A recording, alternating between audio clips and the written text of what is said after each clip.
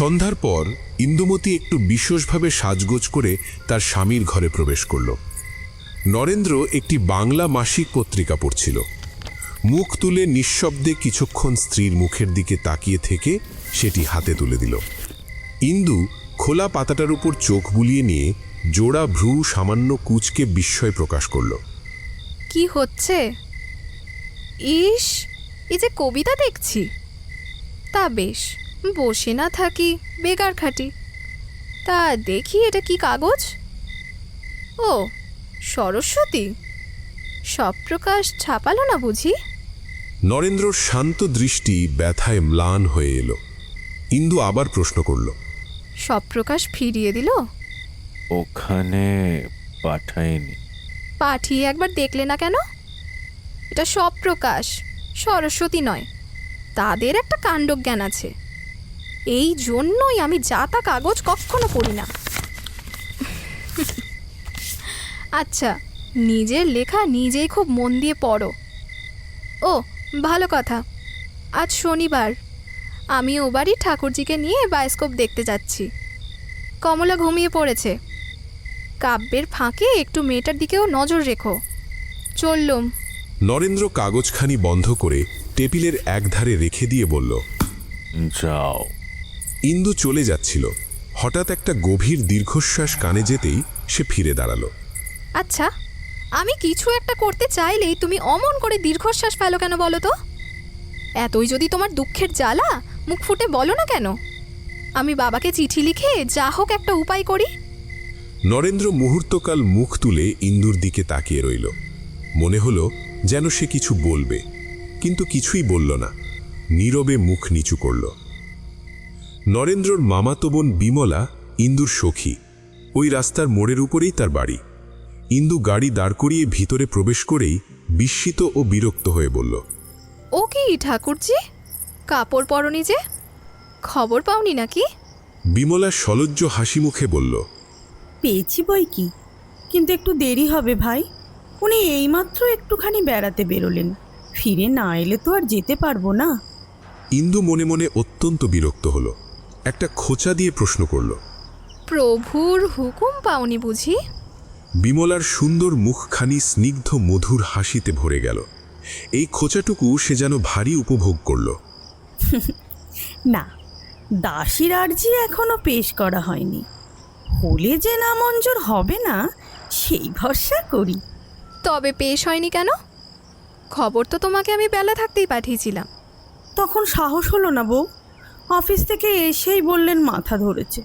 ভাবলাম জল টল খেয়ে একটু ঘুরে আসুন, মনটা প্রফুল্ল হোক, তখন জানাবো।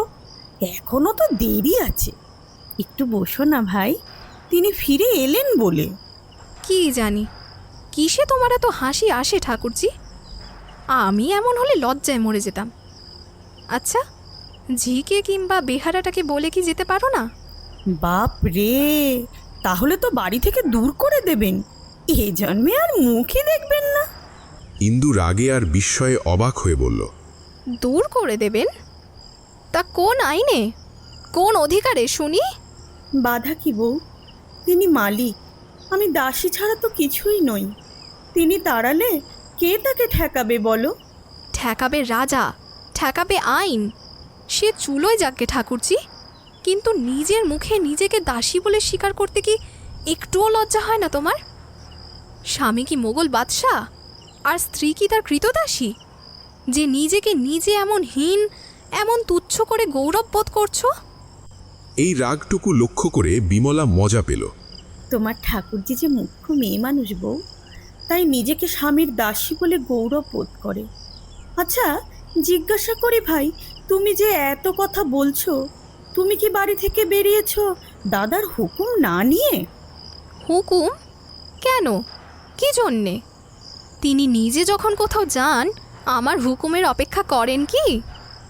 আমি যাচ্ছি শুধু এ কথা তাকে জানিয়ে এসেছি।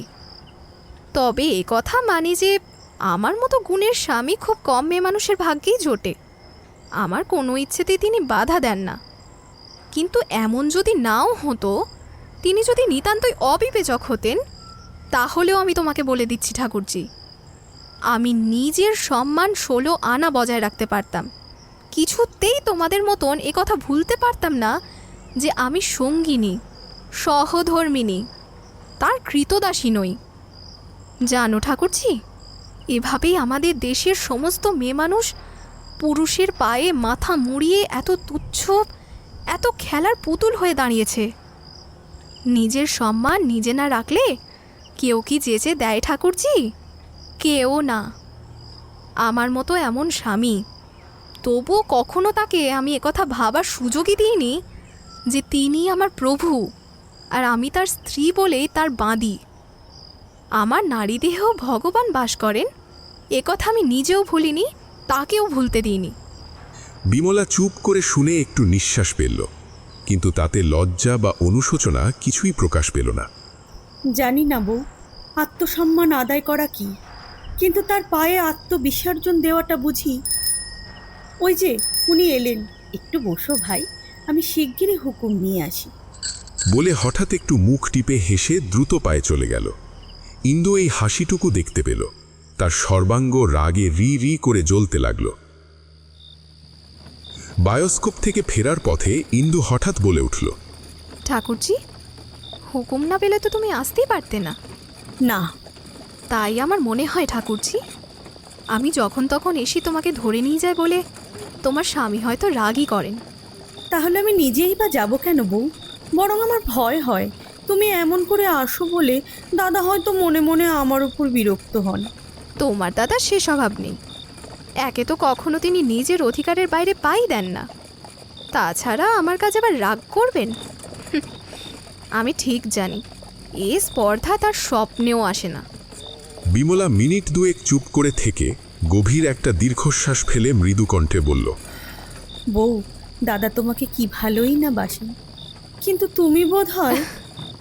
তার কথা অস্বীকার করি না, কিন্তু আমার সম্বন্ধে তোমার সন্দেহ হলো কিসে? তা জানি না বউ, কিন্তু মনে হয় যেন। কেন হয় জানো ঠাকুরজি? তোমাদের মতো পায়ে লুটিয়ে পড়া ভালোবাসা আমার নেই বলে। আর ঈশ্বর করুন আমার নারী মর্যাদাকে ডিঙিয়ে যেন কোনো দিন আমার ভালোবাসা মাথা তুলে উঠতে না পারে।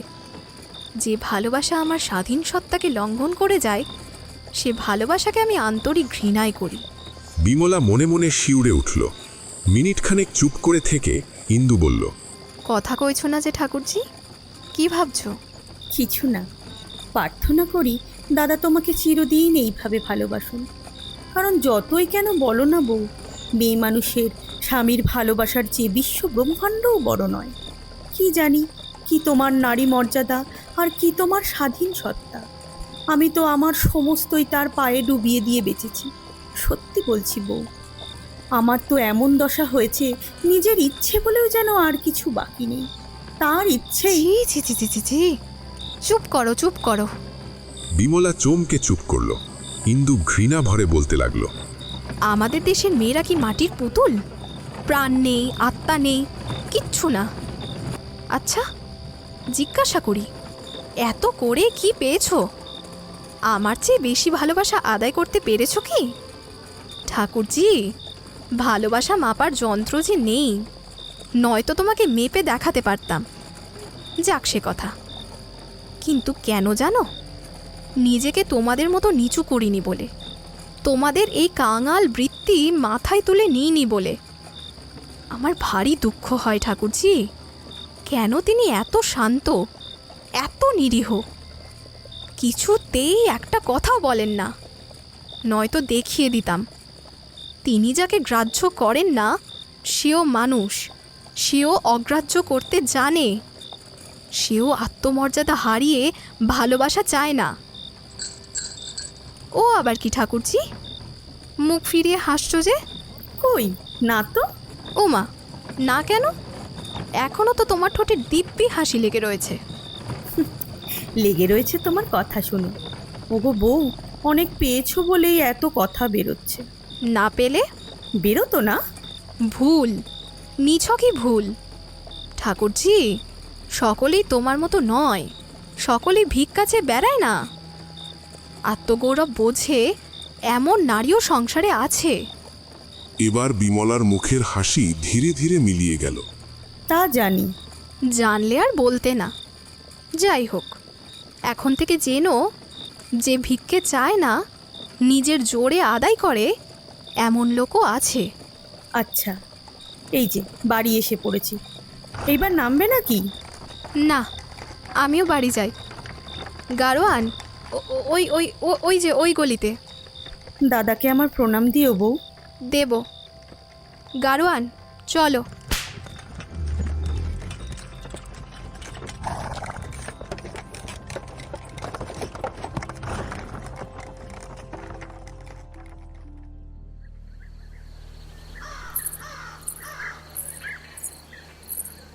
আর নেই, সংসার খরচে কিছু টাকা দিতে হবে যে। স্ত্রীর প্রার্থনায় নরেন্দ্র অবাক হলো, বলল, হ্যাঁ, সে কি, এরই মধ্যে 200 টাকা খরচ হয়ে গেল? না গেলে কি মিথ্যে কথা বলছি নাকি, নাকি লুকিয়ে রেখে চাইছি? নরেন্দ্রর চোখে মুখে একটা ভয়ের ছায়া পড়ল। কোথায় টাকা, কিভাবে সংগ্রহ করবে?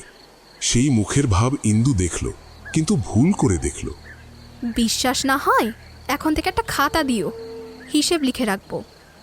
কিংবা কাজ করো না, খরচের টাকা করি নিজের হাতেই রাখো, তাতে তোমারও ভয় থাকবে না, আর আমিও সংসার লজ্জা থেকে রেহাই পাবো। বলে তীব্র দৃষ্টিতে তাকিয়ে দেখল তার মুখের গাঢ় ছায়া বেদনায় আরো গাঢ় হয়েছে। নরেন্দ্র ধীরে ধীরে বলল, অবিশ্বাস করি না, কিন্তু কিন্তু কি? বিশ্বাস হয় না বুঝি? এই তো। আচ্ছা, যাচ্ছি, যতটা পারি হিসাব লিখে আনছি। উফ, কি সুখের ঘরকন্যাই না হয়েছে আমার, তো জ্বালা। বলে রাগের মাথায় ঘর ছেড়ে চলে গেল। কিন্তু তৎক্ষণাৎ ফিরে এসে বলল, কিন্তু কেন, কিসের জন্য হিসেব লিখতে যাব শুনি? আমি কি মিথ্যে বলি? আমার মামাতো বোনের বিয়েতে জামা কাপড় লাগলো 50 টাকার ওপর। কমলার জামা দুটোর দাম 12 টাকা। সেই দিন বায়োস্কোপে খরচ হলো 10-12 টাকা। এবার খতিয়ে দেখো দেখি বাকি থাকে কত। তাতে এই 10-15 দিন সংসারের খরচটা কি এমন বেশি যাবে যে তোমার ওই 2 চোখ কপালে উঠছে? আমার দাদার সংসারে মাসে 700-800 টাকাতেও হয় না। সত্যি বলছি, এমন করলে আমি তো আর এই ঘরে টিকতে পারবো না। তার চেয়ে বলো না স্পষ্ট করে, দাদা মেদিনীপুরে বদলি হয়েছেন, আমি মেয়ে নিয়ে চলে যাই। আমিও জুড়োই আর তুমিও হাঁপ ছেড়ে বাঁচো। নরেন্দ্র অনেকক্ষণ ঘাড় নিচু করে থেকে মুখ তুলে বলল, এবেলায় তো আর হবে না, দেখি যদি ওবেলায় কিছু জোগাড় করতে পারি। তার মানে যদি জোগাড় করতে না পারো তো উপোস করতে হবে নাকি? দেখো, কালই আমি মেদিনীপুর যাব, কিন্তু তুমি এক কাজ করো, এই দালালির ব্যবসা ছেড়ে দিয়ে দাদাকে ধরে একটা চাকরি জোগাড় করে নাও, তাতে বরং তোমারই ভবিষ্যৎ ভালোই থাকবে। কিন্তু যা পারো না তাতে হাত দিয়ে নিজেও মাটি হয়েও না, আমাকেও নষ্ট করতে এসো না। নরেন্দ্র জবাব দিল না। ইন্দু আরও কি বলতে যাচ্ছিল, কিন্তু এই সময় বেহারা শম্ভুবাবুর আসার খবর জানালো। পরক্ষণেই বাইরে জুতোর পদশব্দ শোনা গেল। ইন্দু পাশের দরজা দিয়ে পর্দার আড়ালে সরে দাঁড়ালো। শম্ভুবাবু মহাজন, নরেন্দ্রের বাবা, অনেক ঋণ করে মারা গেছেন। ছেলের কাছে তাগাদা করতে শম্ভুবাবু প্রায়ই আসেন, আজও উপস্থিত হয়েছেন। তিনি মৃদুভাষী। আসন গ্রহণ করে ধীরে ধীরে এমন গুটি কয়েক কথা বললেন যা দ্বিতীয়বার শোনার আগে অতি বড় নির্লজ্জ নিজের মাথাটা বিক্রি করে ফেলতে দ্বিধা করবে না। শম্ভুবাবু চলে গেলে ইন্দু আরেকবার সামনে এসে দাঁড়ালো। ইনিকে? শম্ভুবাবু। তারপরে? কিছু টাকা পাবেন তাই চাইতে এসেছিলেন। সে টের পেয়েছি, কিন্তু ধার করেছিলে কেন? নরেন্দ্র এই প্রশ্নের জবাবটা একটু ঘুরিয়ে দিল। বাবা হঠাৎ মারা গেলেন, তাই। ইন্দু এবার অতিশয় রুক্ষ স্বরে বলল, তোমার বাবা কি পৃথিবী শুদ্ধ লোকের কাছে ধার দেনা করে গেছেন? এ শোধ করবে কে? তুমি? তা কিভাবে করবে শুনি? এতগুলো প্রশ্নের এক নিঃশ্বাসে জবাব দেওয়া যায় না। ইন্দু নিজেও সেজন্য অপেক্ষা করে রইল না, তৎক্ষণাৎ বলল, তা বেশ তো, তোমার বাবা না হয় হঠাৎই মারা গেছেন, কিন্তু তুমি তো আর হঠাৎ করে বিয়ে করনি। বাবাকে এসব ব্যাপারে তোমার জানানো আগে থেকেই উচিত ছিল। আমাকে গোপন করাও তোমার ঠিক হয়নি। লোকের মুখে তো ভারী শুনি তুমি ধর্মভীরু লোক। তা বলি, এসব বুঝি তোমার ধর্মশাস্ত্রে লেখে না? বলে ঠিক যেন যুদ্ধ করে স্বামীর দিকে তাকিয়ে রইল। কিন্তু হায় রে, এতগুলো সুতীক্ষ্ণ বাণ যার ওপর এমন নিষ্ঠুরভাবে বর্ষিত হল, ভগবান তাকে কি নিরস্ত্র, কি নিরুপায় করেই না সংসারে পাঠিয়েছিলেন। কাউকেও কোনো কারণেই প্রতিঘাত করার সাধ্যটুকুও তার ছিল না, শুধু সাধ্য ছিল সহ্য করার। শম্ভুবাবুর অত্যগ্র কথার জ্বালা কণামাত্র শান্ত হওয়ার আগেই ইন্দু তাতে এমন ভীষণ তীব্র জ্বালা মিশিয়ে দিল যে তারই অসহ্য দহনে আজ সেও উত্তরে একটা কঠোর কথাই বলতে উদ্যত হয়ে উঠল, কিন্তু শেষ রক্ষা করতে পারল না।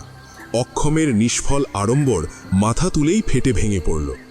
শুধু ক্ষীণ স্বরে বলল, বাবার সম্বন্ধে তোমার কি এমন করে কথা বলা উচিত? না, উচিত নয়। কিন্তু আমার উচিত অনুচিতের কথা তোমাকে মীমাংসা করে দিতে তো আমি বলিনি। কেন তোমাদের সমস্ত ব্যাপার আমার বাবাকে খুলে বলনি? হ্যাঁ, আমি কিছুই গোপন করিনি ইন্দু। তাছাড়া তিনি বাবার ছোটবেলার বন্ধু ছিলেন, নিজেই সমস্তটা জানতেন। তাহলে বলো, সমস্ত জেনে শুনেই আমার বাবা আমাকে জলে ফেলে দিয়েছেন। অসহ্য ব্যথায় ও বিস্ময়ে নরেন্দ্র স্তম্ভিত হয়ে তাকিয়ে থেকে মাথা নিচু করল। স্ত্রীর এই রাগ সত্যিই সত্য নাকি ঝগড়া করার ছুতো মাত্র, হঠাৎ সে যেন বুঝতে পারল না। এখানে গোড়ার কথা একটু বলা দরকার। একসময় অনেক দিন উভয় পরিবার পাশাপাশি বাস করেছিলেন এবং বিয়েটা সেই সময়েই একরকম ঠিক হয়েছিল। কিন্তু হঠাৎ ইন্দুর বাবা মত পরিবর্তন করায় সম্বন্ধ ভেঙে যায়। কয়েক বছর পরে ইন্দুর 18 বছর বয়সে যখন আবার কথা ওঠে, তখন কলকাতায় ফিরে এসে শোনেন নরেন্দ্রর বাবার মৃত্যু হয়েছে। সে সময় নরেন্দ্রর সাংসারিক অবস্থা ইন্দুর বাবা মা যথেষ্ট বিবেচনা করেছিলেন। শুধু বড় হওয়া ও শিক্ষিত মেয়ের প্রবল অনুরাগ উপেক্ষা করতে না পেরেই অবশেষে তারা রাজি হয়েছিলেন। এত কথা এত তাড়াতাড়ি ইন্দু সত্যিই ভুলেছে, নাকি মিথ্যা মোহে অন্ধ হয়ে নিজেকে প্রতারিত করার নিদারুণ আত্মগ্লানি এখন তাকে সবসময় জ্বালিয়ে তুলছে, কিছুই ঠিক করতে না পেরে নরেন্দ্র স্তব্ধ হয়ে মাথা নিচু করে বসে রইল। সেই নির্বাক স্বামীর নত মুখের দিকে কিছুক্ষণ তাকিয়ে থেকে ইন্দু আর কোনো কথা না বলে ঘর ছেড়ে চলে গেল।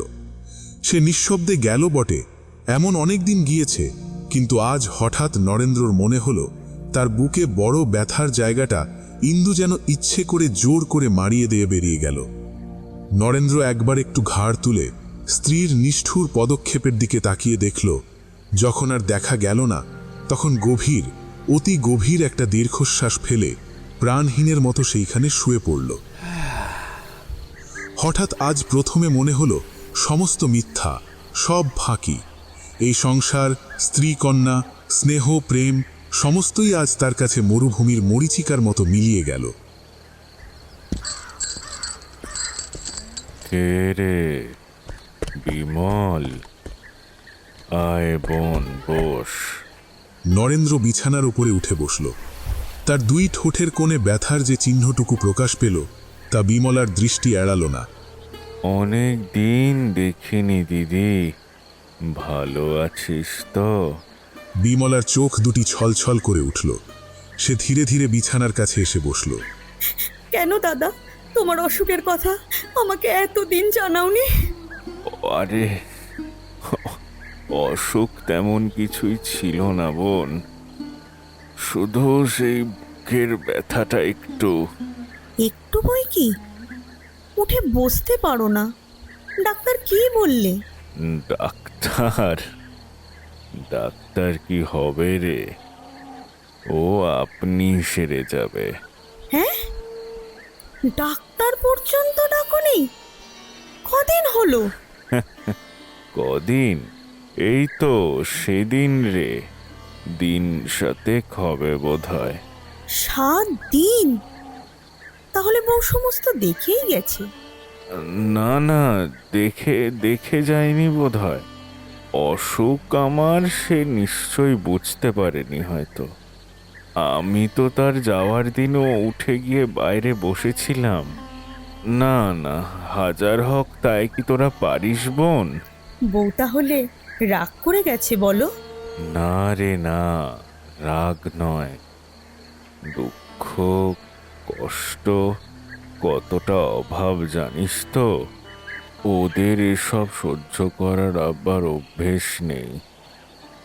দেহটাও যে তার বড় খারাপ হয়েছে, নইলে অসুখ দেখলে কি তোরা রাগ করে থাকতে পারিস? পারিবই কি দাদা, আমাদের অসাধ্য কাজ কিছু নেই। না হলে তোমরা বিছানায় না শোয়া পর্যন্ত আর আমাদের চোখে পড়ে না। ভোলা, পালকি এলো রে। আনতে পাঠিয়েছি মা। হ্যাঁ, এরই মধ্যে যাবি দিদি? আরে এখনো তো সন্ধেও হয়নি, আর একটু বস না রে। না দাদা, সন্ধ্যা হলে হিম লাগবে। ভোলা, পালকিটা একেবারে ভিতরে আনিস। ভেতরে কেন বিমল? ভেতরেই ভালো দাদা, এই ব্যথা নিয়ে তোমার বাইরে গিয়ে উঠতে কষ্ট হবে। হ্যাঁ, মানে আমাকে নিয়ে যাবি? এই পাগল, দেখো কি হয়েছে যে এত কাণ্ড করতে হবে? এ তো আমার প্রায়ই হয়, প্রায় সেরেও যায়। তাই যাক দাদা, কিন্তু ভাই তো আমার আর নেই যে তোমাকে হারালে আরেকটি পাবো। ওই যে পালকি, এই র্যাপারখানা ভালো করে গায়ে জড়িয়ে নিও। ভোলা, আর একটু এগিয়ে আনতে বল। না দাদা, এই সময় তোমাকে চোখে চোখে না রাখতে পারলে আমার বিন্দুমাত্র শান্তি থাকবে না। কিন্তু নিয়ে যেতে চাইবি বুঝলে যে তোকে আমি খবর দিতাম না রে। তোমাদের বোঝা তোমাদের থাক দাদা, আমাকে আর শুনিও না। আচ্ছা, কি করে মুখে আনলে বলো তো? এই অবস্থায় তোমাকে একলা ফেলে রেখে যেতে পারি? সত্যি কথা বলো। তবে চল যাই। দাদা, কি রে? আজ রাতেই বউকে একখানা টেলিগ্রাম করে দিই, কাল সকালেই চলে আসুক। না না না না না না, তার দরকার নেই। কেন নেই? মেদিনীপুর তো বেশি দূর নয়, একবার আসুক, না হয় আবার চলে যাবে। না রে বিমল, না, সত্যি তার শরীরটা ভালো নেই রে। কদিন বিশ্রাম নিক। আর বিমল, আমি তোর কাছে যদি ভালো না হতে পারি তো আর কিছুতেই হব না। হ্যাঁ রে, এই যে আমি যে যাচ্ছি, গগনবাবু শুনেছেন? তিনি তো এখনো অফিস থেকেই ফেরেননি। তবে তবে আবার কি? তোমার ভয় নেই দাদা, তার বেশ বড় বড় দুটি চোখ আছে, আমরা গেলেই দেখতে পাবে। বিমল, আমার যাওয়াটা তো হতে পারে না। কেন? গগনবাবুর অমতে। অমন করলে মাথা খুঁড়ে মরবো দাদা। একটা বাড়ির মধ্যে কি আলাদা আলাদা মত থাকে যে আমাকে অপমান করছো? অপমান করছি? তুই ঠিক জানিস ভিন্ন মত থাকে না। না।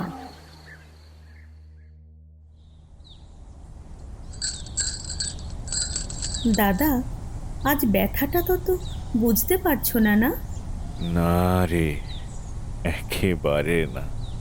এই 8 দিন তোদের কি কষ্টটাই না যে দিলাম। এখন বিদায় কর দিদি। করবো কার কাছে? আচ্ছা দাদা, এই 16-17 দিনের মধ্যে বউ একখানা চিঠি পর্যন্ত দিল না?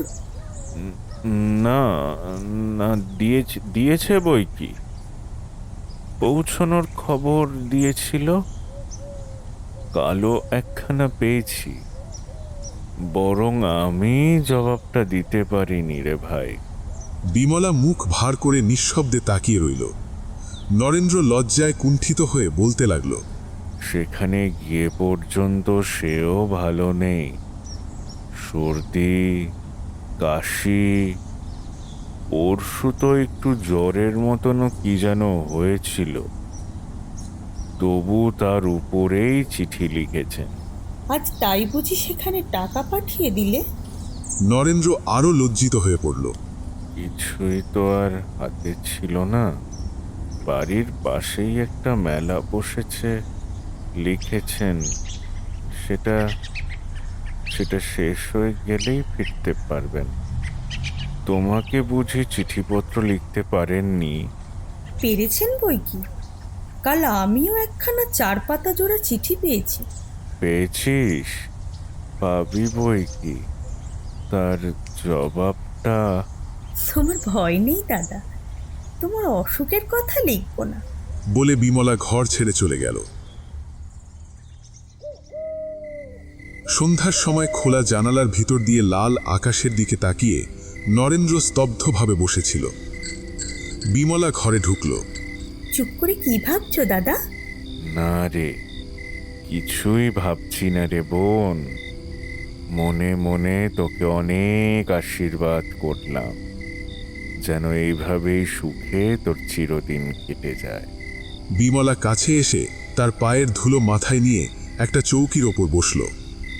আচ্ছা, দুপুরবেলা অত রাগ করে চলে গেলি কেন বলতো? আমি অন্যায় সহ্য করতে পারি না। আরে অত কি বল, ইন্দুর দিক থেকে একবার চেয়ে দেখ দেখি, আমি কি তাকে সুখে রাখতে পারিনি? সুখে থাকতে পারার ক্ষমতা থাকা চাই দাদা। সে যা পেয়েছি এত কজন পায়, কিন্তু সৌভাগ্যকে মাথায় তুলে নিতে হয়, নইলে। মল, লজ্জা করিস না দিদি। সত্যি বলতো, তুই কখনো ঝগড়া করিস না? উনি বলেছেন বুঝি? তা তো বলবেন। না রে, গগনবাবু কিছুই বলেননি, আমি তোকে জিজ্ঞেস করছি। তোমাদের সঙ্গে ঝগড়া করে কে পারবে বলো? শেষে হাতে পায়ে পড়ে ওখানে দাঁড়িয়ে কে? আমি গগনবাবু। থামলে কেন, বলে যাও। ঝগড়া হলে কার হাতে পায়ে কাকে পড়তে হয় কথাটা শেষ করে ফেলো। যাও, যে সাধু পুরুষ লুকিয়ে শোনে তার কথায় আমি জবাব দিই না। বলে বিমলা কৃত্রিম ক্রোধের আড়ালে হাসি চেপে দ্রুত পদে প্রস্থান করল। নরেন্দ্র সুদীর্ঘ নিঃশ্বাস ফেলে মোটা তাকিয়াটায় হেলান দিয়ে বসল। তা এবেলায় কেমন আছো হে? ভালো হয়ে গেছি, এইবার বিদায় দাও ভাই। বিদায় দাও? ব্যস্ত হইও না হে, দুদিন থাকো। তোমার এই বন্দির আশ্রয়ে যে কটা দিন বাস করতে পায় তার তত বছর পরমায়ু বৃদ্ধি পায়। হ্যাঁ, সে খবর জানো? জানি না বটে, কিন্তু সম্পূর্ণ বিশ্বাস করি। বিশ্বাস করি কি হে? এই যে প্রমাণ করা কথা। বাস্তবিক নরেনবাবু, এমন রত্ন সংসারে পাওয়া যায়। ভাগ্য ভাগ্য ভাগ্যং ফলতি, কি হে কথাটা? হ্যাঁ, নইলে আমার মতো হতভাগার কপালে যে এ বস্তু পায়, এ তো স্বপ্নেরও অগোচর। হ্যাঁ, বউ ঠাকুর আর নাহে না, তুমি থেকে যাও দুদিন। এমন সংসার ছেড়ে স্বর্গে গিয়েও আরাম পাবে না, এই কথা কিন্তু বলে দিচ্ছি ভাই। হ্যাঁ, বিমলা খুব দূরে যায়নি, ঠিক পর্দার আড়ালেই কান পেতেছিল। চোখ মুছে উকি মেরে সেই প্রায়ান্ধকারেও স্পষ্ট দেখতে পেল তার স্বামীর কথাগুলো শুনে নরেন দাদার মুখখানা একবার জ্বলে উঠেই যেন ছাই হয়ে গেল। দিন 15 পরে দুপুরের গাড়িতে ইন্দু মেয়ে নিয়ে মেদিনীপুর থেকে ফিরে এলো। স্ত্রী ও কন্যাকে সুস্থ সবল দেখে নরেন্দ্রর রোগা ফ্যাকাশে মুখ মুহূর্তে উজ্জ্বল হয়ে উঠল।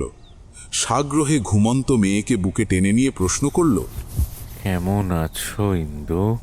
বেশ আছি। কেন?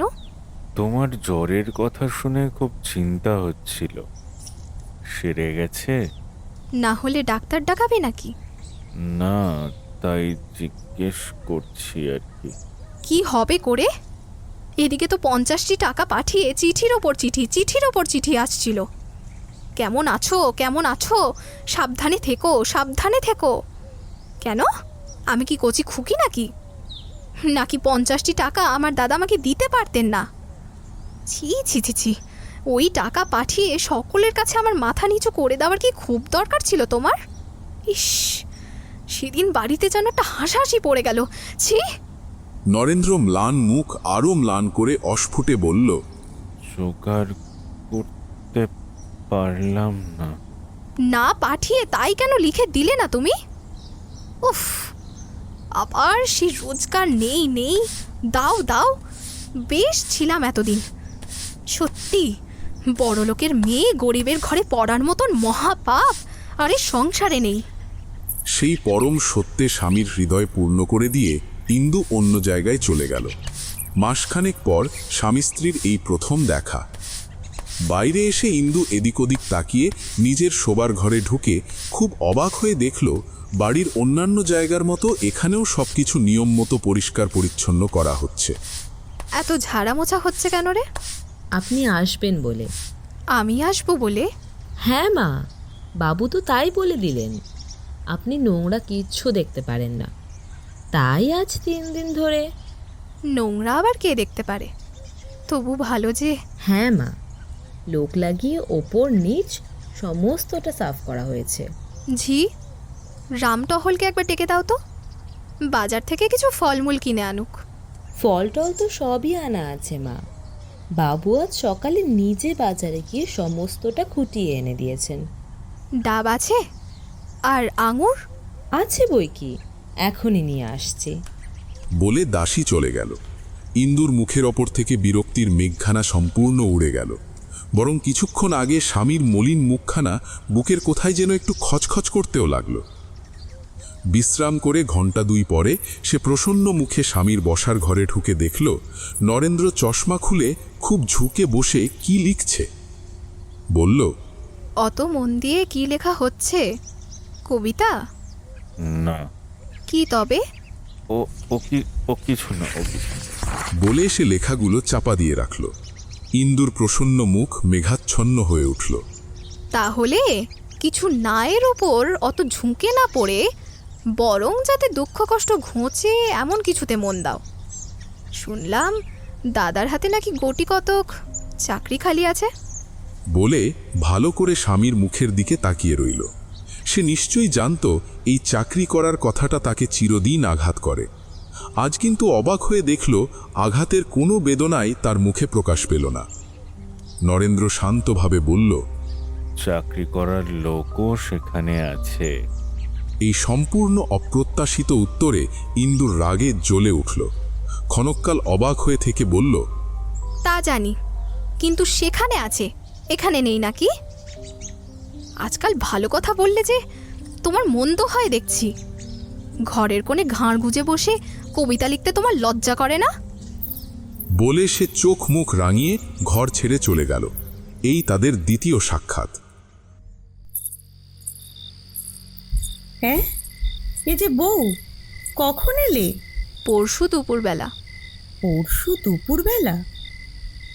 তাই এত তাড়াতাড়ি আজ সন্ধ্যাবেলায় দেখা দিতে এসেছো? না ভাই বউ, টানটা একটু কম করো। চিঠি লিখে জবাব পর্যন্ত পাই না, আমি একা আর কত টানবো ঠাকুরজি? বিমলা আশ্চর্য হয়ে জিজ্ঞাসা করল, জবাব পাওনি? সে না পাওয়া একই কথা। 4 পাতার জবাব, মাত্র 4 লাইন। বিমলা অপ্রতিভ হয়ে বলল, তখন একটু সময় ছিল না ভাই। এ ঘরে দাদা যদি একটু সারলেন, ওদিকে আমার নতুন ভাড়াটে যায় অবস্থা। ইন্দু কথাটার এক বর্ণও বুঝল না, হাঁ করে তাকিয়ে রইল। সেই মঙ্গলবারটা আমার চিরকাল মনে থাকবে। 7 দিনের খবর পেয়ে দাদাকে নিয়ে এলাম। তার 2 দিন পরে দাদার বুকের ব্যথার যেমন বাড়াবাড়ি, অম্বিকাবাবুর অসুখটাও তেমনি বেড়ে উঠল। তোমাকে কি বলবো বউ, সেক দিতে দিতে আর ফোমেন্ট করতে করতে বাড়ি শুদ্ধ লোকের হাতের চামড়া উঠে গেল। সারা দিন রাত কারুর নাওয়া খাওয়া পর্যন্ত হলো না। হ্যাঁ, সতীসাধ্যি বলি ওই অম্বিকাবাবুর স্ত্রীকে। অল্প বয়সী বউ, কিন্তু কি যত্ন, কি স্বামী সেবা। তার পুণ্যেই এই যাত্রায় তিনি রক্ষা পেয়ে গেলেন, নইলে ডাক্তারেরও সাধ্য ছিল না। অম্বিকা বাবুকে? কি জানি, ঘাটালের কাছে কোথায় বাড়ি। চিকিৎসার জন্য এখানে এসে আমাদের ওই পাশের বাড়িটা ভাড়া নিয়েছে। লোকজনও নেই, পয়সা করিও নেই, শুধু বউটি। তোমাদের দাদার বুঝি খুব বেড়েছিল?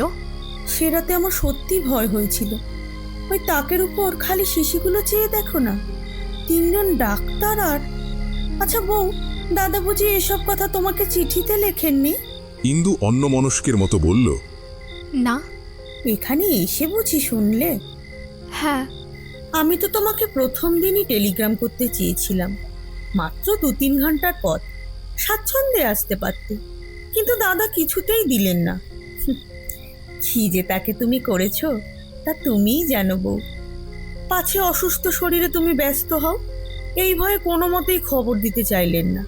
যাক, ঈশ্বর ইচ্ছায় ভালো হয়ে গেছেন, নইলে নইলে তার কি হতো ঠাকুরজি? অসুখ সারতেও আমাকে আর দরকার হয়নি, না সারলেও হয়তো আর দরকার হতো না। ইন্দু তেমনিভাবে জবাব দিল।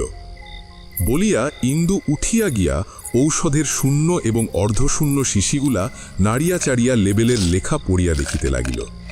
কিন্তু এ কি হইল? কখনো যাহা হয় নাই, আজ অকস্মাৎ তাহার 2 চোখ অশ্রুতে ঝাপসা হইয়া গেল। কেন? সে কি কেউ নয় যে এত বড় একটা কাণ্ড হইয়া গেল, অথচ তাকে জানানো পর্যন্ত কেহ জানালেন না? সে নিজের এমন কি পীড়ার কথা লিখেছিল যাহাতে সংবাদ দেওয়াটাও কেহ উচিত মনে করিলেন না? তিনি ভালো হয়েও তো কতগুলো চিঠিতে কত কথাই না লিখলেন, শুধু নিজের কথাটাই বলতে ভুলে গেলেন। বেশ, এখানে এসেও তো আমার 3 দিন হয়ে গেল, তবুও কি মনে পড়ল না? ইন্দুর তীব্র অভিমানের সুর বিমলা টের পেয়েছিল। ফিরে এসে বলল, শিশি বোতল নাড়াচাড়া করে আর কি হবে বউ? ওরা কখনো মিথ্যে সাক্ষী দেবে না, তা যতই জেরা করো না। এসো, তোমার চা দেওয়া হয়েছে। চলো। চা খাওয়া শেষ হলে বিমলা কি জানি ইচ্ছা করে আঘাত দিল কিনা বলল, সে এক হাসির কথা বউ। এক বাড়িতে 2 রোগী, কিন্তু দুজনের কি আশ্চর্য আলাদা ব্যবস্থা। দাদা মরো হয়েও তোমাকে খবর দিতে দিলেন না, পাছে ব্যস্ত হও, পাছে তোমার শরীর খারাপ হয়। আর অম্বিকা বাবু এক দণ্ডও তার স্ত্রীকে সামনে থেকে নড়তে দিলেন না, তার ভয় সে চোখের সামনে থেকে গেলেই তার প্রাণটা বেরিয়ে যাবে। এমনকি সে ছাড়া তিনি কারোর হাতে বিশ্বাস করে ওষুধই খেতেন না। এমন কখনো শুনেছ বলো? আমাদের একে তোমরা সবাই তামাশা করো, কিন্তু অম্বিকা বাবুরা সকলকে ছাড়িয়ে গেছেন। খাটতে খাটতে এই মেয়েটি ঠিক মরার মতো চেহারা হয়েছে জানো। আর একদিন এসেই তোমার সতীসাধ্যী বউটির সাথে আলাপ করে যাব। আজ গাড়ি চলে এসেছে, চললুম। তাহলে কাল একবার এসো, আলাপ করে সত্যিই সুখী হবে। দেখা যাবে, যদি কিছু শিখতে পারি। এই বলে ইন্দু ভারী মুখ নিয়ে গাড়িতে উঠে বসল। অম্বিকাবাবুর পাগলামির সারা পথ তার মনে তাড়া করে বেড়াচ্ছিল। তার স্বামীর গভীর সদিচ্ছার ওপর ধুলো ছিটিয়ে দিচ্ছিল এবং তাকে লজ্জা দিচ্ছিল।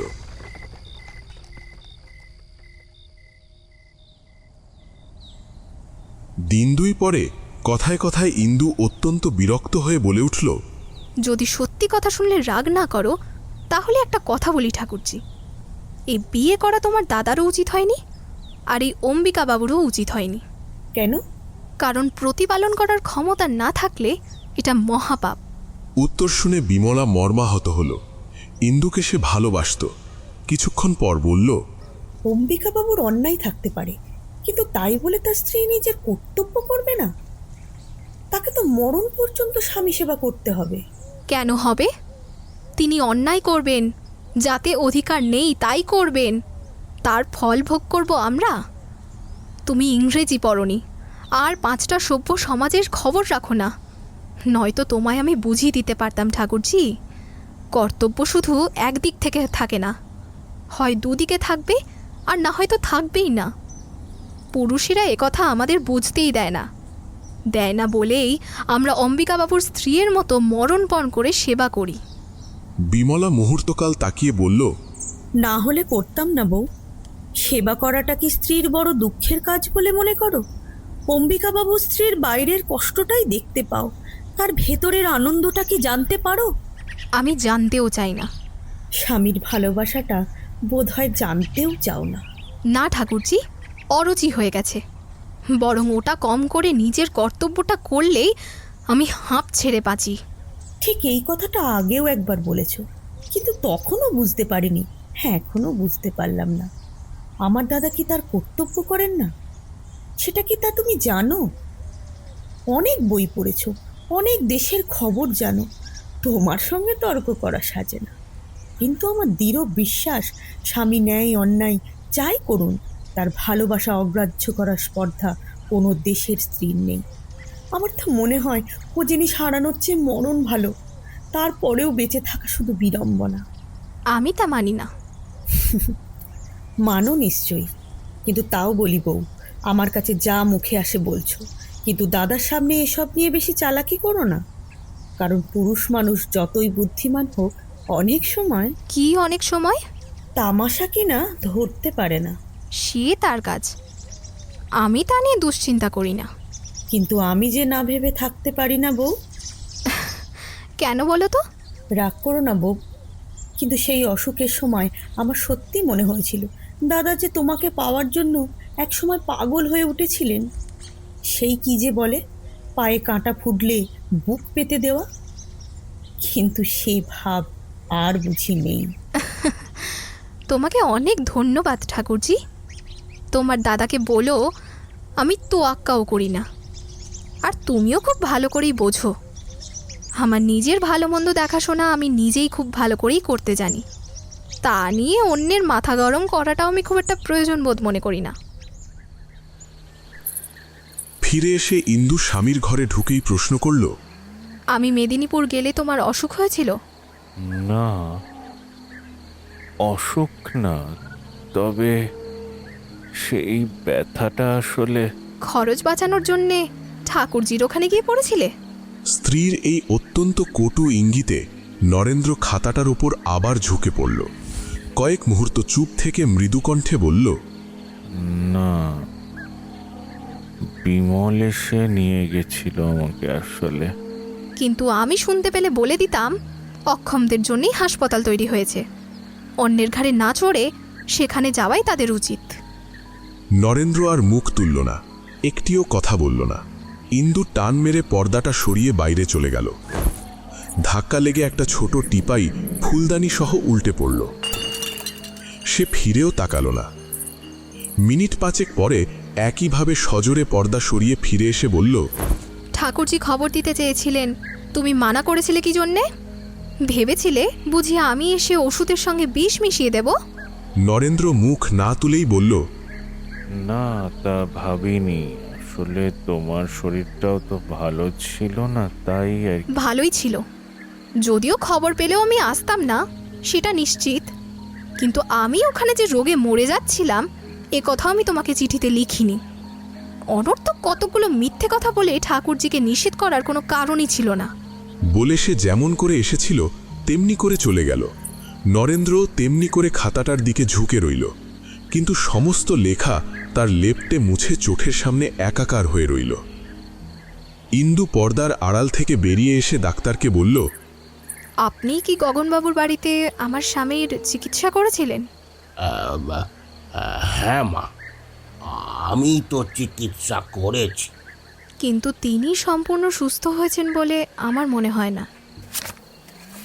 এই আপনার ভিজিটের টাকা। আজ একবার ওবেলা যদি দয়া করে বন্ধু ভেবে এসে তাকে দেখে যান বড় উপকার হয়। তার স্বভাব চিকিৎসা করতে চান না।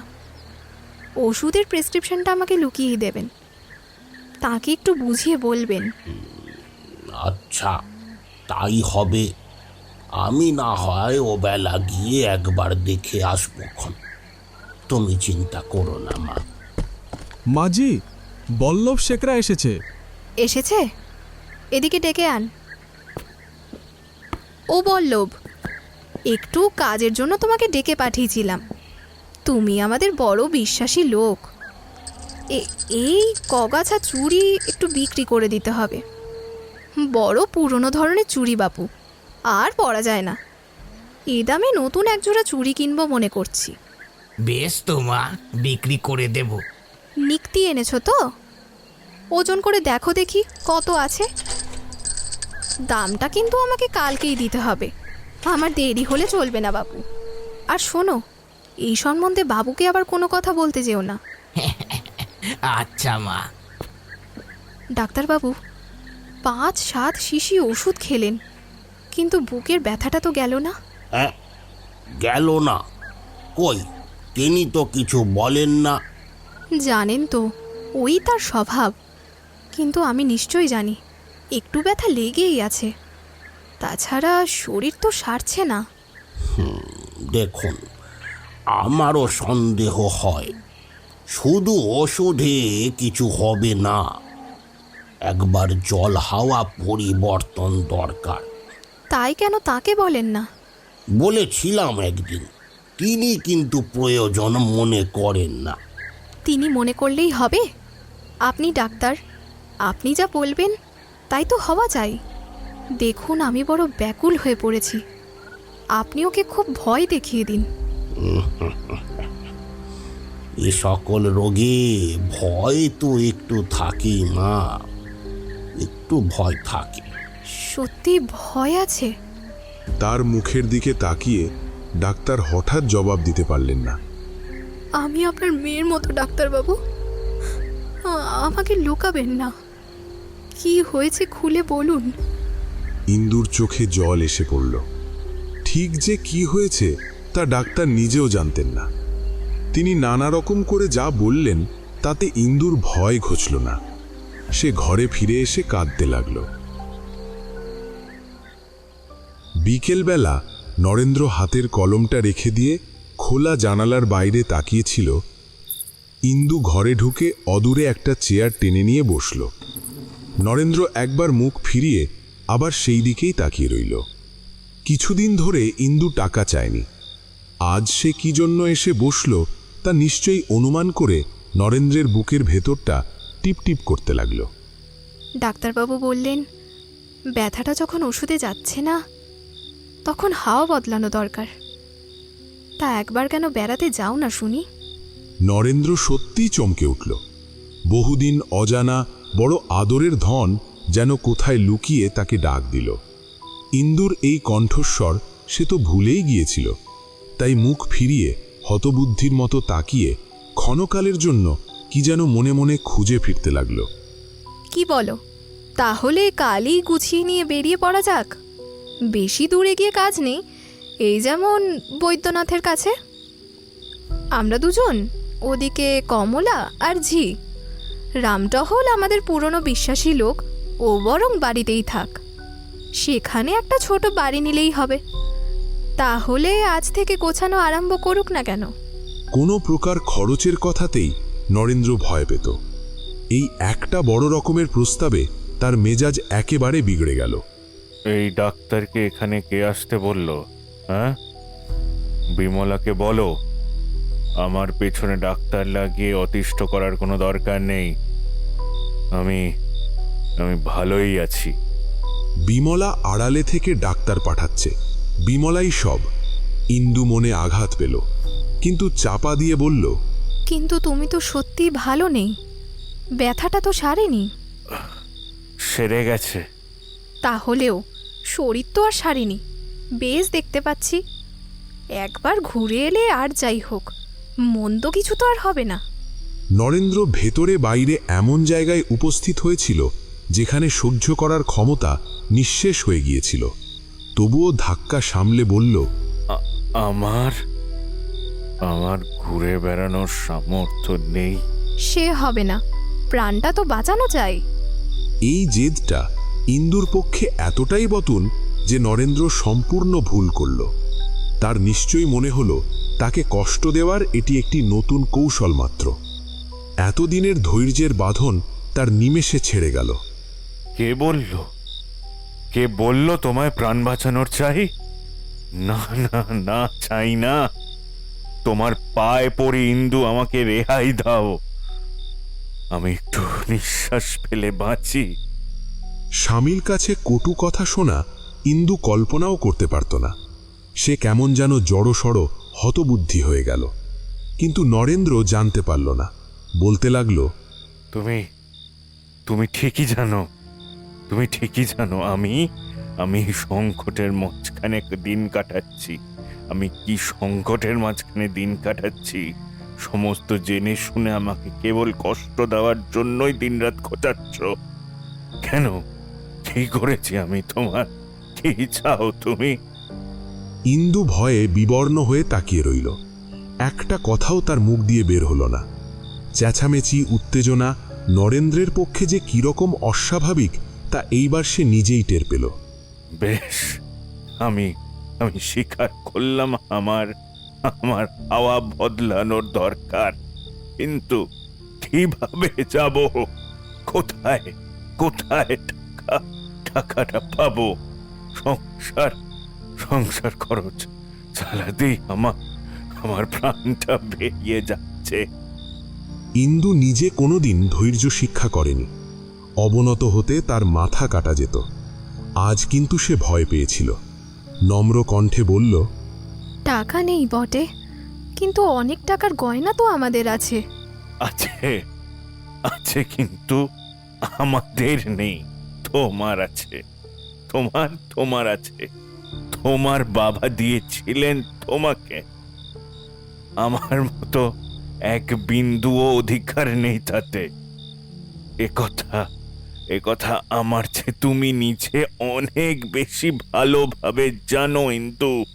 বেশ, তা না নাও, আমি নগদ টাকা দিচ্ছি। কোথায় পেলে সংসার থেকে বাঁচিয়েছ? এটি চুড়ি বিক্রির টাকা। ইন্দু সহজে মিথ্যে বলতে পারত না। আজ কিন্তু সে মিথ্যে বলল।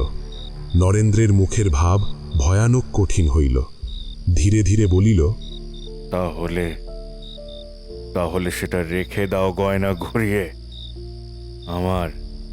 আমার বুকের রক্ত জল করে আমি যা জমিয়েছি তা এভাবে নষ্ট হতে পারে না। কিন্তু কখনো তোমাকে আমি কটু কথা বলিনি। চিরদিনই শুনে আসছি। কিন্তু তুমি না সেদিন বলেছিলে দম্ভ নিয়ে কখনো মিথ্যে বলো না। ছি! কমলা পর্দা ফাঁক করে ডাকল, মা, পিসিমা এসেছেন। কি হচ্ছে গো বউ? মিথ্যে বলতে আমি জানতাম না, তোমার থেকেই শিখেছি। তবুও এখনো পেতলকে সোনা বলে চালাতে শিখিনি। যে স্ত্রীকে ঠকায়, নিজের মেয়েকে ঠকায়, তার আর কি বাকি থাকে? সে অন্যকে মিথ্যেবাদী বলে কি করে? কি করে জানলে পিতল? যাচাই করিয়েছ? তোমার বোনকেই যাচাই করে দেখতে বলো। ও কাজ আমার নয় বউ। আমি এত নীচ নই যে দাদার দেওয়া গয়না শ্যাকরা ডেকে যাচাই করে দেখব। ইন্দু, তোমাকেও যে দু একখানা গয়না গড়িয়ে দিয়েছি, সে যাচাই করে দেখেছ? দেখিনি, কিন্তু এবার দেখতে হবে। দেখো, সেগুলো আবার পিতল নয় তো? বোনের মুখের দিকে তাকিয়ে হাড়টা দেখিয়ে বলল, এটা সোনা নয় বোন, পিতলই বটে। যে দুঃখে বাপ হয়ে ওই একটা মেয়ের জন্মদিনে তাকে ঠকিয়েছি, সেটা একমাত্র তুই বুঝবি। তবু মেয়েকে ঠকাতে পেরেছি, কিন্তু নিজের স্ত্রীকে ঠকাতে সাহস করিনি। কথা শোনো বউ, একবার পায়ে হাত দিয়ে তার ক্ষমা চাওগে। কেন? কি দুঃখে? আমার মাথা কেটে ফেললেও আমি তা কখনো পারবো না ঠাকুরজি। কেন পারবে না? স্বামীর পায়ে হাত দিতে লজ্জা কি? বেশ তো, তোমার দোষ না হয় নেই, কিন্তু তাকে সন্তুষ্ট করা যে সকল কাজের বড়। না, আমার তা নয়। ভগবানের কাছে খাঁটি থাকাই আমার সকল কাজের বড়। যতক্ষণ সেই অপরাধ না করছি, ততক্ষণ আর কিছুই ভয় করি না। সেই দিন টের পাবে, যেদিন সর্বনাশ হবে। দাদা যেমন নিরীহ তেমনি কঠিন।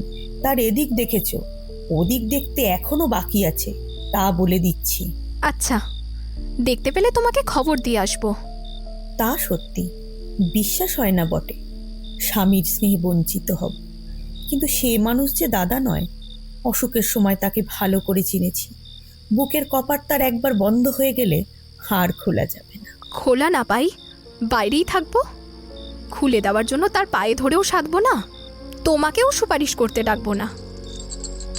ও কি, রাগ করে চললে নাকি? রাগ নয়, দুঃখ করে যাচ্ছি। বউ, নিজের বোনের চেয়েও তোমাকে বেশি ভালোবেসেছি বলেই প্রাণটা কেঁদে কেঁদে ওঠে। দাদা যে অমন করে বলতে পারেন, আমি চোখে দেখে না গেলে বিশ্বাসই করতাম না। অত বক্তৃতা আর কখনো তার মুখে শুনবে না। বক্তৃতা তুমিও কিছু কম করনি বউ, তবে তিনি যে আর কখনো করবেন না তা আমারও মনে হয়। এক কথা 100 বার বলার লোক তিনি নন। সেও বটে, তবে আরও একটা বড় কারণ ঘটেছে বই কি, যাতে আর কোনো দিন স্বপ্নেও চোখ রাঙাতে সাহস করবেন না। আমার বাবার চিঠি পেলাম, তিনি আমার নামে 10,000 টাকা উইল করে দিয়েছেন। কি বলো ঠাকুরজি, পা ধরার আর দরকার আছে বলে তোমার মনে হয়? বিমলার মুখ যেন আরও অন্ধকার হয়ে গেল। বউ, এর আগে কখনো তোমাকে তিনি চোখ রাঙাননি। যা করে তাকে ফেলে রেখে তুমি মেদিনীপুরে গিয়েছিলে সে আমি তো জানি, কিন্তু তবুও কোনোদিন এতটুকু তোমার নিন্দে করেননি। হাসি মুখে তোমার সমস্ত দোষ আমার কাছে ঢেকে রেখেছিলে। সে কি তোমার টাকার লোভে? বউ, শ্রদ্ধা ছাড়া ভালোবাসা থাকে না। যে জিনিস তুমি আজ তেজ করে অবহেলায় হারাচ্ছ, সেদিন টের পাবে যেদিন সত্যিই হারাবে। কিন্তু এই একটা কথা আমার মনে রেখো বউ, আমার দাদা অত নীচ নয়। আর না, সন্ধে হয়, চললাম। কাল পরশু একবার সময় হলে আমাদের বাড়ি এসো। আচ্ছা। বলেই ইন্দু পেছনে পেছনে সদর দরজা পর্যন্ত এসে উপস্থিত হল। তার মৃদু পায়ের আওয়াজ বিমলা যে শুনেও শুনল না তা সে বুঝল। গাড়িতে উঠে বসলে মুখ বাড়িয়ে চিরদিন এই দুই সখী পরস্পরকে নিমন্ত্রণ করে, হেসে কপাট বন্ধ করে। আজ গাড়িতে ঢুকেই বিমলা দরজা টেনে দিল। ঘরে ফিরে এসে ইন্দু কমলাকে বুকের কাছে টেনে নিয়ে শুয়ে পড়ল। বিমলা চলে গেল, কিন্তু তার তীক্ষ্ণ কথাগুলো রেখে গেল। এই তাপে তার অহংকারের তুষার পাহাড় গলতে শুরু করল। ততই এক একটি নতুন বস্তু তার চোখে পড়তে লাগল। এত কাদা মাটি, আবর্জনা এবং এত কর্কশ কঠিন শিলাখণ্ড যে এই ঘনীভূত জলতলে ঢাকা ছিল তা সে স্বপ্নেও ভাবেনি। হঠাৎ তার অন্তরের ভেতর থেকে কে যেন জিজ্ঞাসা করে বলল, এ কেমন হয় ইন্দু, যদি তিনি মনে মনে তোমাকে ত্যাগ করেন? তুমি কাছে গিয়ে বসলেও তিনি যদি ঘৃণায় সরে বসেন? তার সর্বাঙ্গ কাঁটা দিয়ে উঠল। কমলা বলল, কি মা? তোর পিসিমা এত ভয় দেখাতেও পারে? কিসের ভয় মা? কিছু না মা, সব মিথ্যে, সব মিথ্যে। যা তো মা, দেখে আয় তো তোর বাবা কি করছেন। মেয়ে ছুটে চলে গেল। আজ দুদিন স্বামী স্ত্রীতে একটা কথাও হয়নি। বাবা চুপ করে শুয়ে আছেন। চুপ করে? আচ্ছা, তুই শুয়ে থাক মা, যাই আমি গিয়ে দেখে আসি। বলে ইন্দু নিজে চলে গেল। পর্দার ফাঁক দিয়ে দেখল তাই বটে, তিনি ওপরের দিকে তাকিয়ে সোফায় শুয়ে আছেন। মিনিট 5-6 দাঁড়িয়ে দেখে ইন্দু ফিরে এলো। আজ প্রবেশ করতে সাহস হলো না দেখে সে নিজেই ভারী আশ্চর্য হয়ে গেল। কমলা, কি মা? তোর বাবার বোধহয় খুব মাথা ধরেছে। যা মা, বসে বসে একটু মাথায় হাত বুলিয়ে দে দেখি। কেন এত মাথা ধরেছে বাবা? ওই ধরেনি তো মা। মা বললেন যে খুব ধরেছে। বাবা কিছুক্ষণ চুপ করে মেয়ের মুখের দিকে তাকিয়ে রইলেন। একটু পরে বললেন, তোমার মা জানে না। পর্দা ঠেলে ইন্দু সহজভাবে ঘরে ঢুকল। টেবিলের আলোটা কমিয়ে দিয়ে বলল, রোগা শরীরে এত পরিশ্রম কি আর সহ্য হয়? যা তো মা কমলা, ও ঘর থেকে ওডিকলনের শিশিটা নিয়ে আয়, আর রামটহলকে একটু বরফ কিনে আনতে বলে দে। মেয়েকে তুলে দিয়ে শিওরে এসে বসল। চুলের মধ্যে হাত দিয়ে বলল, আগুন উঠছে যেন। নরেন্দ্র চোখ বুজে রইল, কিছুই বলল না। আজ বুকের ব্যথাটা কেমন আছে? তেমনই। আমার শরীরটা ভালো নেই। একটু চুপ করে থাকতে চাই ইন্দু। এই কথার এই জবাব। ইন্দু তড়িৎ বেগে উঠে দাঁড়িয়ে বলল, তাই থাকো, আমার ভুল হয়েছে, তোমার ঘরে ঢুকেছিলাম। দ্বারের কাছে এসে হঠাৎ দাঁড়িয়ে বলল, নিজের প্রাণটা নষ্ট করে আমাকে শাস্তি দিতে পারবে না। এই চিঠিটা পড়ে দেখো, বাবা আমাকে 10,000 টাকা উইল করে দিয়েছেন। বলে বাঁ হাতের চিঠিটা সোফার দিকে ছুঁড়ে ফেলে দিয়ে বাইরে এসে দাঁড়ালো। তারপর মুখে আঁচল গুজে কান্না চাপতে চাপতে নিজের ঘরে ঢুকে দরজা বন্ধ করে শুয়ে পড়ল। কথা সহ্য করতে, হার মানতে সে শেখেনি। অনেক নারীই শেখে না, তাই আজ তার সমস্ত সাধু সংকল্পই ব্যর্থ হয়ে গেল। সে কি করতে গিয়ে কি করে ফিরে এলো। ও কি ঠাকুরজি, তোমরা কাঁদছিলে নাকি? চোখ দুটি তোমাদের যে জবা ফুল হয়ে গিয়েছে। অম্বিকাবাবুর স্ত্রী শুনছিলেন এবং বিমলা উপুর হয়ে বই পড়ছিল। ধর্মড় করে উঠে বসে চোখ মুছে হাসল। ওহ, দুর্গামণির দুঃখে বুক ফেটে যায় বউ। কে দুর্গামণি? ন্যাকামি করো না বউ। জানো না কে দুর্গামণি? চারিদিকে যে এত সুখ্যাতি বেরিয়েছে তা ঠিক বটে। ইন্দু আর কিছুই বুঝল না, শুধু বুঝল একখানা বইয়ের কথা হচ্ছে। হাত বাড়িয়ে বলল, দেখি বইটা। হাতে নিয়ে ওপরেই দেখল গ্রন্থকারের নাম তার স্বামীর নাম লেখা। পাতা উল্টাতেই চোখে পড়ল উৎসর্গ করা হয়েছে বিমলাকে। বিমলা বইখানা আগাগোড়া নাড়াচাড়া করে রেখে দিল। লেখা হয়েছে, ছাপা হয়েছে, দেওয়া হয়েছে, অথচ সে তার বিন্দু বিসর্গও জানে না। তার মুখের চেহারা দেখে বিমলা আর একটা প্রশ্ন করতেও সাহস করল না। তখন ইন্দু নিজেই বলল, আমার নাটক নভেল পড়তে ইচ্ছেও করে না, ভালো লাগে না। যাই হোক, ভালোই হয়েছে, শুনে খুশি হলাম।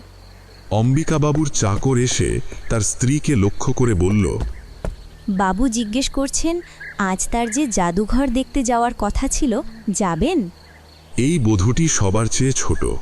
সে লজ্জা পেয়ে ঘাড় নিচু করে মৃদু স্বরে বলল, না, তার শরীর এখনো তেমন সারেনি, আজ যেতে হবে না।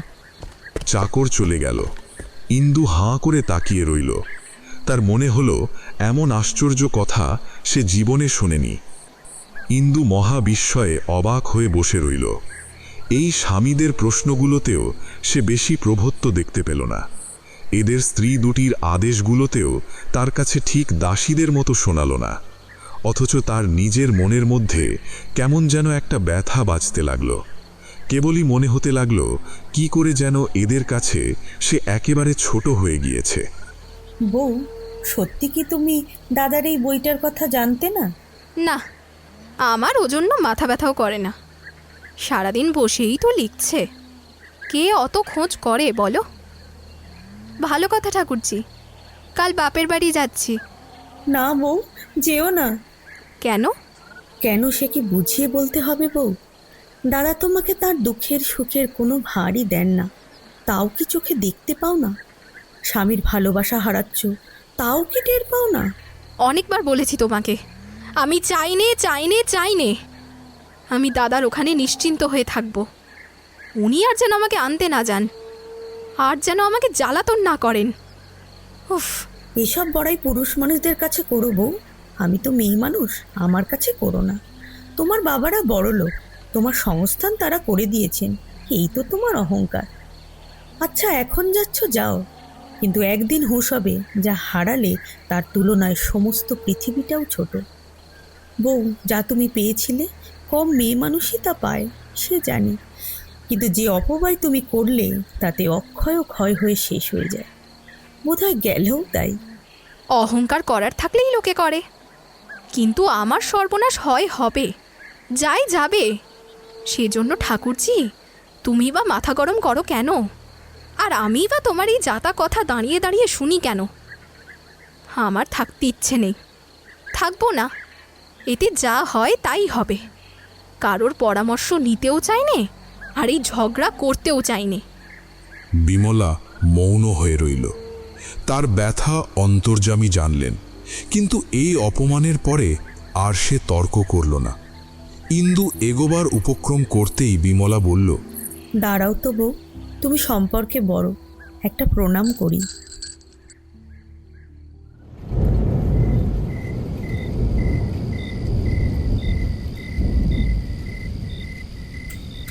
সেদিন সন্ধে থেকেই সমস্ত আকাশ থেকে মেঘ করে বৃষ্টি পড়তে লাগলো। ইন্দু মেয়ে নিয়ে বিছানায় এসে শুয়ে পড়ল। আজ তার ছোট ভগিনীপতি এসেছিলেন। পাশের ঘর থেকে তাকে খাওয়ানো দাওয়ানো, গল্পগুজবের অস্ফুট গুঞ্জন যতই ভেসে আসতে লাগল, ততই কিসের এক অব্যক্ত লজ্জায় তার বুক ভরে উঠতে লাগল। 3 মাস হতে চলল সে মেদিনীপুরে এসেছে।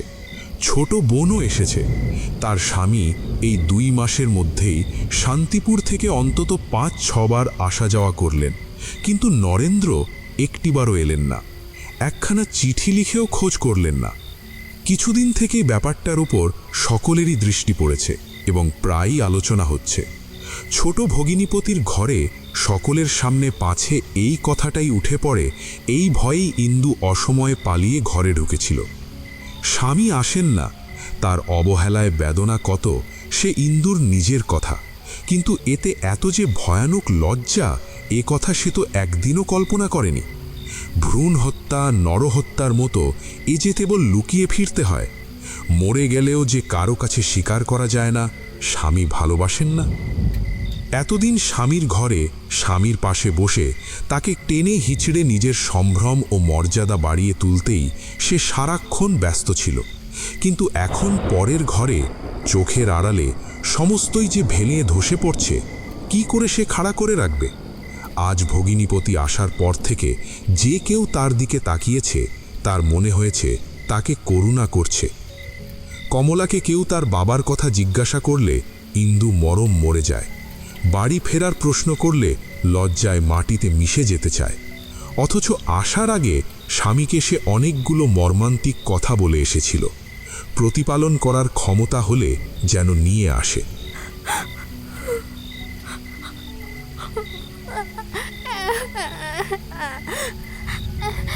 কমলা, কাঁদছিস কেন মা? বাবার জন্য মন কেমন করছে। হঠাৎ ইন্দুর মোহের ঘোর কেটে গেল। ইন্দুর বুকের ওপর যেন হাতুড়ির ঘা পড়ল। সে মেয়েকে প্রাণপণে বুকে চেপে ধরে ফুপিয়ে কেঁদে ফেলল। বাইরের প্রবল বৃষ্টিপাত তার লজ্জা রক্ষা করল। কন্যা ছাড়া এ কান্না আর কেউ শুনতে পেল না।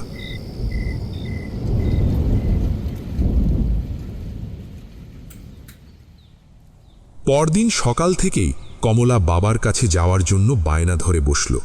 প্রথমে ইন্দু অনেক তর্জন গর্জন করে, শেষে দাদাকে এসে বলল, কমলা কিছুতেই থামে না, কলকাতায় যেতে চায়। থামাবার দরকার কি বোন? কাল সকালেই তাকে নিয়ে যা। কেমন আছে নরেন? সে আমাকে তো চিঠিপত্র লেখে না, তোকে লেখে তো? হ্যাঁ। ভালো আছে তো? ভালো আছেন।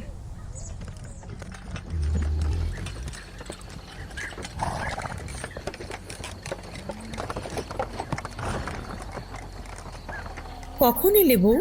এই আসছি। ভৃত্য গাড়ি থেকে ইন্দুর তোরঙ্গ নামিয়ে আনল।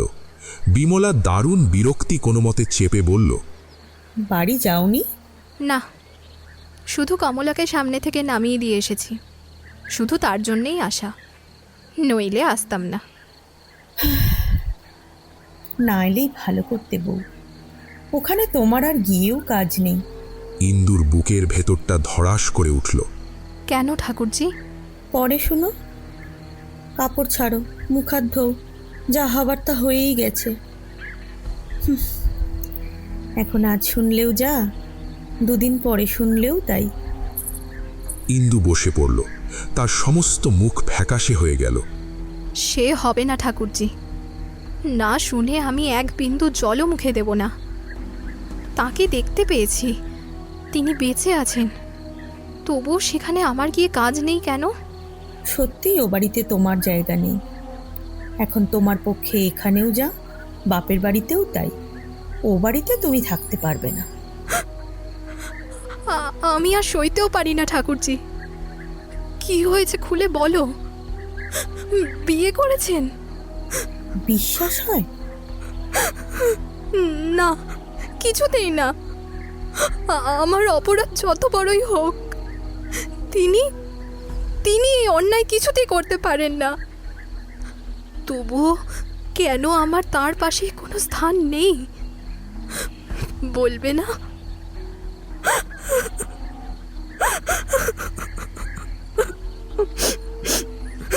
বলতে বলতে তার দুই চোখ বেয়ে ঝরঝর করে জল পড়তে লাগল। বিমলার নিজের চোখও ভিজে উঠল, কিন্তু অশ্রু ঝরল না। বউ, আমি ভেবে পাইনি কি করে তোমাকে বোঝাবো। সেখানে আর তোমার স্থান নেই। শম্ভুবাবু দাদাকে জেলে দিয়েছিল। ইন্দুর সর্বাঙ্গ কাঁটা দিয়ে উঠল। তারপরে আমরা তখন কাশিতে। শম্ভুবাবু টাকা জোগাড় করার 2 দিন সময় দেয়, কিন্তু 4,000 টাকা জোগাড় হয়ে আর ওঠে না। ধরে নিয়ে যাবার পরে দাদা ভোলাকে আমার কাছে কাশিতে পাঠিয়ে দেন, কিন্তু আমরা তখন এলাহাবাদে চলে যাই। সে ফিরে আসে, আবার যায়। ওই রকম করে 10 দিন দেরি হয়ে যায়। তারপর আমি এসে পড়ি। আমার কাছেও নগদ টাকা ছিল না। আমার গয়নাগুলো বন্ধক দিয়ে 11 দিনের দিন দাদাকে বের করে নিয়ে আসি। তোমারও তো 4-5 হাজার টাকার গয়না আছে বউ। মেদিনীপুরও দূর নয়। তোমাকে খবর দিতে পারলে এসব কিছুই হতে পারতো না। বরং দাদা 10 দিন জেল ভোগ করলেন, কিন্তু তোমার কাছে হাত পাতলেন না। আর তোমার তার কাছে গিয়ে কি হবে? অনেক সুখই তো তুমি দিলে। এবার মুক্তি দাও। তিনিও বাঁচুন, তুমিও বাঁচো। ইন্দু এক মুহূর্ত মাথা নিচু করে বসে রইল। তারপর একে একে গায়ের সমস্ত অলংকার খুলে ফেলে বিমলার কাছে ধরে দিয়ে বলল, এই নিয়ে তোমার নিজের জিনিস উদ্ধার করে এনো ঠাকুরজি। আমি তার কাছেই চললাম। তুমি বলছো স্থান হবে না, কিন্তু আমি তোমাকে বলছি ভাই, এইবারেই আমার তার পাশে যথার্থ স্থান হবে। যা এত দিন আমাকে আলাদা করে রেখেছিল, এখন তাই তোমার কাছে ফেলে দিয়ে আমি নিজের স্থান নিতে চললাম। কাল একবার যেও ভাই, গিয়ে তোমার দাদা আর বউকে দেখে এসো। চললাম, আমি চললাম। বলে বেরিয়ে গেল। বিমলা চোখ মুছে পিছনে পিছনে দরজায় এসে দাঁড়ালো।